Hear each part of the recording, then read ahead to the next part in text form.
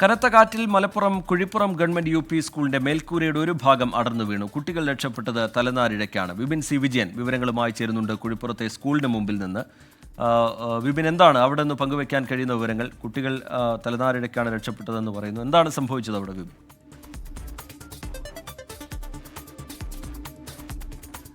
കുട്ടികൾ ഇപ്പോൾ സുരക്ഷിതരാണ്. ഇന്ന് 11 മണിയോടുകൂടിയാണ് ഈ സംഭവം. ഇതിന്റെ ഏറ്റവും ടോപ്പിലുള്ള നമുക്ക് കാണാം, അതിൽ ആസ്പെറ്റോസ് ഷീറ്റുകളാണ് ഇട്ടിരിക്കുന്നത്. അത് കോൺക്രീറ്റ് ബിൽഡിംഗ് ആണെങ്കിലും അതിന് ചോർച്ച കണ്ടെത്തിയതിനെ തുടർന്ന് വർഷങ്ങൾക്ക് മുൻപാണ് അത് ഷീറ്റാക്കിയത്.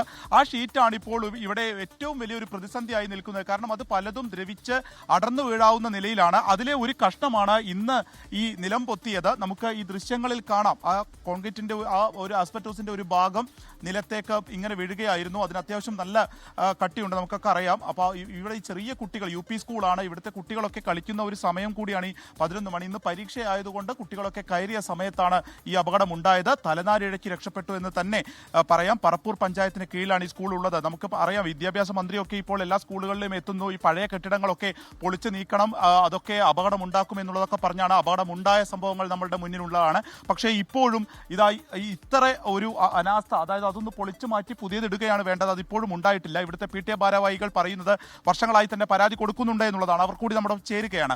അപ്പൊ എന്താണ് ഇതിൽ സംഭവിച്ചത്? എവിടെയാണ് അനാസ്ഥ? രാവിലെയാണ് ഈ സംഭവം ഉണ്ടായത്. കാരണം കുട്ടികളൊക്കെ അകത്ത് കയറിയതുകൊണ്ട് വലിയൊരു പ്രതിസന്ധി നമുക്ക് ഒഴിവായി കിട്ടി. കാരണം ഇത് കെട്ടിടം ഉണ്ടാക്കിയിട്ടുള്ളത് 1984 നിർമ്മിച്ച കെട്ടിടം. അതിനുശേഷം ഇപ്പോൾ ഒരു 20 വർഷം മുമ്പ് ഇതിന് മുകളിൽ ചോർച്ച ഉണ്ടായപ്പോൾ പഞ്ചായത്ത് മുൻകൈയെടുത്ത് ആസ്പെറ്റോസിന്റെ ഷീറ്റ് നിർമ്മിച്ചു.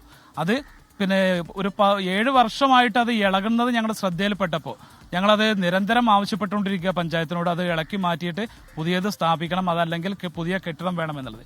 പുതിയ കെട്ടിടത്തിന് വേണ്ടി ഞങ്ങൾ വിദ്യാഭ്യാസ മന്ത്രിയുടെ അടുത്ത് വരെ പോയി അതിന്റെ പ്ലാനും മറ്റു കാര്യങ്ങളൊക്കെ ഒരുങ്ങിയിട്ടുണ്ടെങ്കിലും നമ്മുടെ സ്ഥലം MLA ഭാഗത്തുനിന്ന് അതിനൊരു നല്ല സമീപനം അതിൽ ലഭിച്ചിട്ടില്ല. പക്ഷെ എന്തായാലും അത് പഞ്ചായത്തിന് അടിയന്തരമായിട്ട് ഇറക്കിയിട്ടില്ല എന്നുണ്ടെങ്കിൽ ഇപ്പം നാളെയും നമ്മൾ ഇന്നേ എക്സാം തുടങ്ങിയിട്ടുള്ളൂ. നാളെ രാവിലെ ഇത് തുടർന്ന് പോകണമെന്നുണ്ടെങ്കിൽ ഈ ബിൽഡിങ്ങിന്റെ താഴേക്ക് കുട്ടികളെ കൊണ്ടുവരാൻ ഞങ്ങളെ സംബന്ധിച്ച് ഒരുപാട് ഭയപ്പാടോട് കൂടിയാണ് ഞങ്ങൾ നിൽക്കുന്നത്. ഇളകി നിൽക്കുകയാണെന്നുള്ളത് എത്ര കാലമായി പറഞ്ഞുകൊണ്ടിരിക്കുക? ഒരു 7-8 വർഷമായിട്ട് നമ്മൾ നിരന്തരം 2019 മുതൽ നമ്മൾ പഞ്ചായത്തിൽ നിരന്തരം ഇതിന് പരാതികളും നിവേദനങ്ങളും നൽകിയിട്ടുണ്ട്, ഇളക്കി മാറ്റണമെന്നത്. പക്ഷെ ഇതുവരെ പരിഗണിക്കപ്പെട്ടിട്ടില്ല.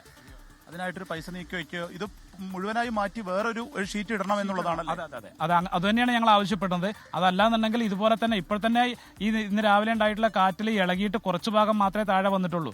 ബാക്കി ഭാഗങ്ങൾ ഇപ്പോഴും അതിന്റെ മുകളിൽ തങ്ങി നിൽക്കുകയാണ്. അത് ഏത് നിമിഷവും നിലം പൊത്തും. ഞങ്ങളെ സംബന്ധിച്ച് 2 നിലയുള്ള കെട്ടിടത്തിന്റെ മുകളിൽ കയറാൻ നമ്മളെ കൊണ്ട് സാധിക്കില്ല. അപ്പോൾ അതുകൊണ്ട് തന്നെ അടിയന്തരമായിട്ട് അത് ഇറക്കി വെക്കണം. റിജിത്ത്, അപ്പോൾ ഇതാണ് ഇവിടുത്തെ രക്ഷിതാക്കൾക്ക്, അതായത് കുട്ടികളെ വിടാൻ പോലും ഭയമാണ്. അതിലെ ബാക്കി ഭാഗങ്ങളൊക്കെ ആ മുകളിൽ തന്നെ നിൽക്കുകയാണ്.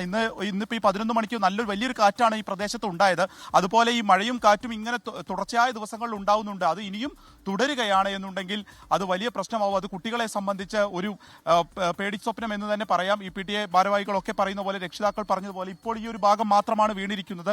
ബാക്കിയുള്ള ഭാഗങ്ങൾ കൂടി നിലം പൊത്തുകയാണെന്നുണ്ടെങ്കിൽ അതൊരു അപകട ഭീതിയായി ഈ ഒരു ഗവൺമെന്റ് UP സ്കൂളിൽ നിൽക്കുകയാണ്. പക്ഷേ ഇതുവരെയും ഒരു നടപടി അതിലുണ്ടായിട്ടില്ല എന്നുള്ളത് വലിയ അനാസ്ഥയായി തന്നെ ഈ ഘട്ടത്തിൽ ചൂണ്ടിക്കാണിക്കാൻ കഴിയും. റിജിത്ത്, ശരി. വിപിൻ സി വിജയൻ ആ സ്കൂളിൽ നിന്ന്, മലപ്പുറം കുഴിപ്പുറം ഗവൺമെന്റ് UP സ്കൂളിൽ നിന്ന് വിവരങ്ങൾ പങ്കുവയ്ക്കുകയായിരുന്നു. മേൽക്കൂരയുടെ ഒരു ഭാഗമാണ് അടർന്നു വീണത്. കുട്ടികൾ രക്ഷപ്പെട്ടു എന്നുള്ളത് ആശ്വാസകരമാണ്.